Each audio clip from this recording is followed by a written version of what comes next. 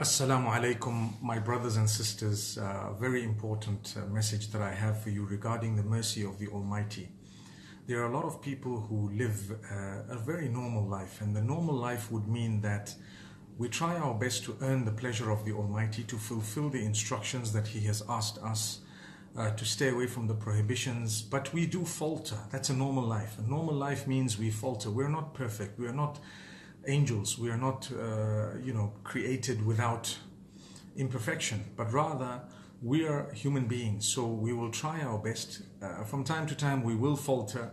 The winners are those who turn back to Allah subhanahu wa ta'ala, who repent, who seek the forgiveness of Allah subhanahu wa ta'ala, who ask for His mercy and have hope in His mercy. So what I want to say today is never ever underestimate the mercy of the Almighty. He is the most merciful, no matter what you do. We've given examples in the past of the magicians of the time of the Prophet Moses, may peace be upon him, where one prostration resulted in them earning paradise. How many prostrations have you and I engaged in? We ask the Almighty to accept at least one of them and to grant us that paradise. That's number one. Number two is, never has the Almighty said that whoever seeks forgiveness, I won't forgive him. Number three is that it's part of the conviction you have and the belief that you have in the Almighty and His mercy that actually makes you regret your sin. If you didn't believe in the Almighty, you would not regret anything. You would do as you please because you wouldn't have believed in anything anyway.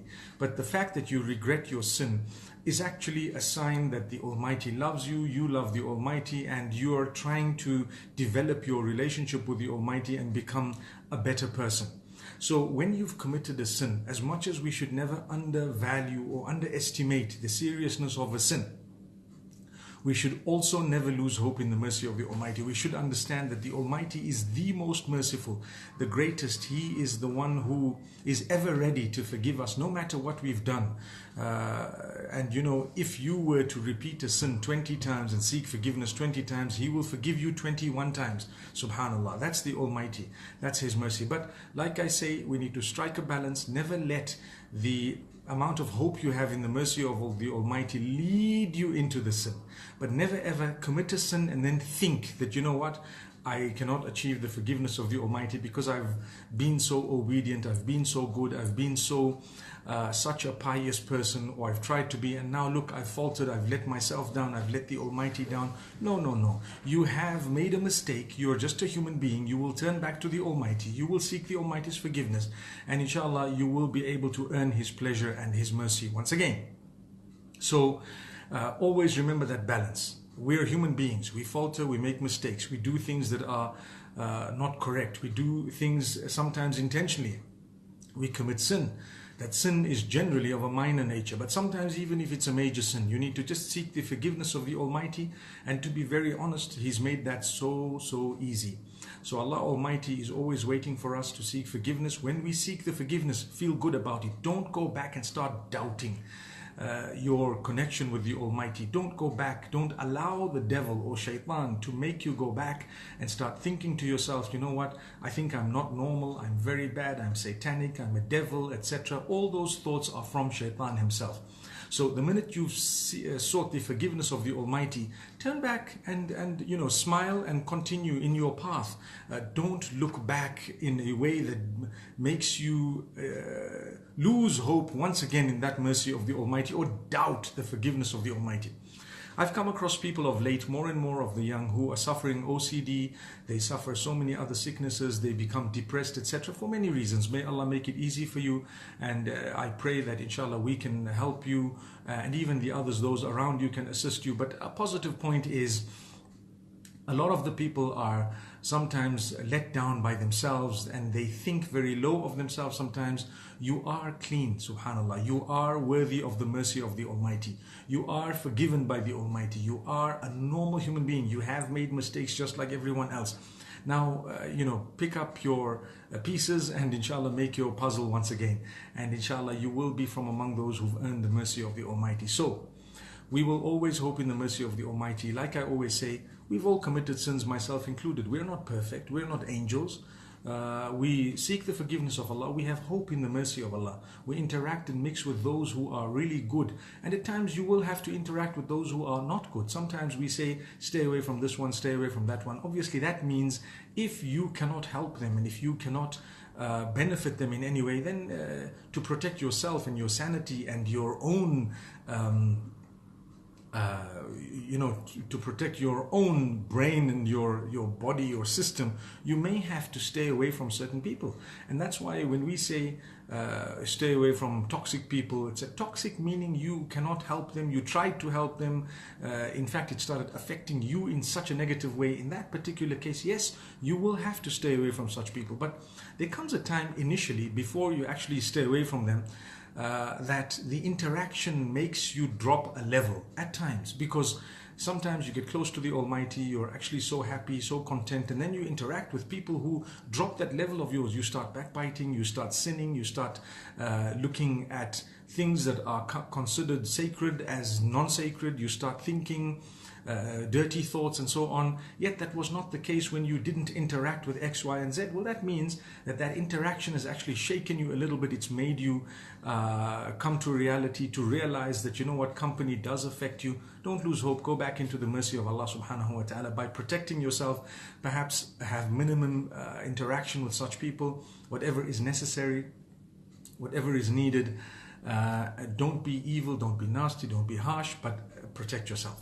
Protect yourself. You don't have to interact with people who have a very, very negative effect on you. When you feel low after you've been in their company, you feel like you've done something very wrong. Well, you cannot keep on remaining in that company. You have to start considering what the Prophet, peace be upon him, has told you and what the Quran says about bad company, and you have to protect yourself from it. So you will then obviously have hope in the mercy of Allah, come back onto the path, seek the forgiveness of the Almighty, start in a very, very pure way, and be happy with yourself, be content, give yourself a pat on the back, and remember the Almighty belongs to you just like He belongs to everyone else.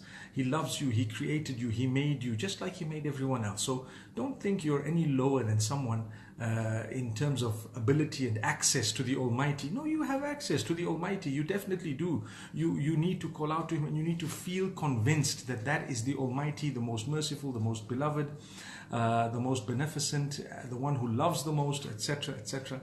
Those are beautiful qualities. Because also on the globe today, you know that there is a lot of suffering. May Allah grant all those who are struggling ease. There is a lot of negativity, a lot of war and killing that is absolutely unnecessary. It can be avoided, it should be avoided. It's very sad that there is only a limited amount that we could do about it. But with all that negativity, people become so sad, people become negative. Make the most of what you have. Make the most of what you've been blessed with by the Almighty, and have hope in the mercy of the Almighty. You're just a beautiful human being.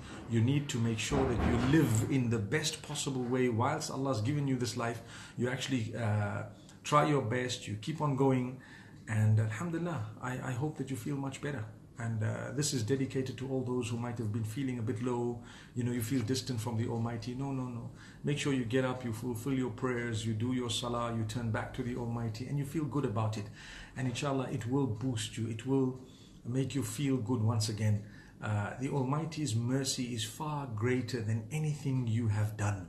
The Almighty's mercy is far beyond any amount of mercy you can have on another person. So the Almighty's mercy is something you need to ponder over. He is so merciful. He's looking for any excuse to forgive you and I, and to grant us paradise. Inshallah, we will be there by the will of Allah. I'm trying my best. I hope you're trying your best. We have to give the positive message to everyone, even those who don't like us.